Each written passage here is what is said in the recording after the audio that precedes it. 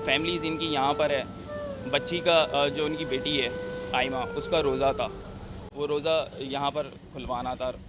तो वो बस हमारा तो भाई चला ही गया है। अब हम क्या कहें, इस वक्त सिर्फ और सिर्फ अजाला कोई भी नहीं कर सकता। हमारा पूरा ख़ानदान लुट गया है भाई। 2 बच्चे थे उनके, जिनकी डेड बॉडीज़ अभी तक जो है वो नहीं मिली हैं, और इनकी डेड बॉडीज़ भी जो है बहुत मुश्किल से हमें दी गई हैं।